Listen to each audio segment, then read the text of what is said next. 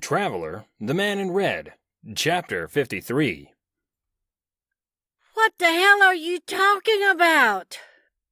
Jade shouted after the Man in Red, struggling to keep up. God, suddenly he was so fast! Valentine ran after them, pointing backward to the gypsy hut as they hurriedly left it behind. I thought we were supposed to get our memories back. Why'd you even bother? Hey! Jade demanded, having caught up. The Man in Red spoke fast, a deep but troubling grin on his face. I'm thinking we're changing the plan. That didn't work. So, maybe what we need is in that damn Shadow Proclamation vote, the Chameleon Fob Watch. Valentine fell in line. You keep contradicting yourself. Right. Jade added. Sorry I even brought it up. You said the CHRONARCH device was a bad idea. The Man in Red shrugged. Shark smile firmly in place the entire walk back through the common promenade of the Triskelion. Jade was worried. When they reached the Judon Precinct vault, the Man in Red ordered them. I'm going to create a distraction while you two get downstairs. Valentine hesitated. I'll strand you here. Do it! The Crimson Time Lord roared. Valentine sighed. All right, I'm not deaf. Jade leered at the Man in Red. What's wrong with you? The Time Lord waved her off. Follow me. He entered into the office of the Shadow Proclamation. 3 Judon were there, 1 behind an information desk, and 2 standing guard beside the vault door. Valentine and Jade watched the Man in Red press a button on his watch, and with a flash of amaranth brilliance, suddenly he had become 4 men. 1 Man in Red walked over to each of the rhino forms, much to their surprise, and began to yell at them. The real Man in Red snuck to the vault door, and before long he had opened it. The Judon were thoroughly distracted. He rushed Valentine and Jade down the stairs ahead of them.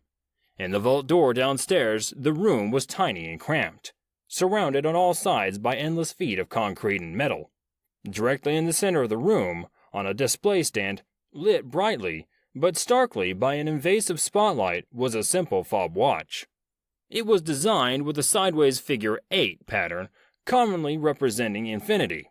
The CHRONARCH device, the Time Lord Chameleon Watch, Jade could swear she recognized it from somewhere. The Man in Red got her attention, removing his own red watch and tossing it to her. Take this!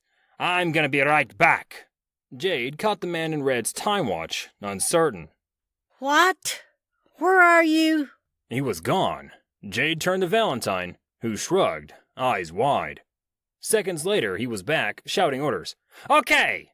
The Man in Red wandered around the room. We don't have much time, so Jade, put my watch down. Jade shook her head and set his red time watch down on a nearby bench. Valentine, you grab the CHRONARCH device, and when the alarms go off, don't worry. Valentine was visibly uneasy. Why can't you? What the hell are we doing here anyway? The Man in Red screamed ruthlessly. Do it! Valentine grabbed the fob watch from the display stand, and immediately lights flashed red. There was blaring, shrieking alarms. The Man in Red pointed to Valentine to set the CHRONARCH device on top of his own red watch. He did. The moment the fob watch touched the Man in Red's watch, it disappeared. It vanished. There was a crackle and a pop and a hiss, and the Time Lord's red watch was left sparking and cracking.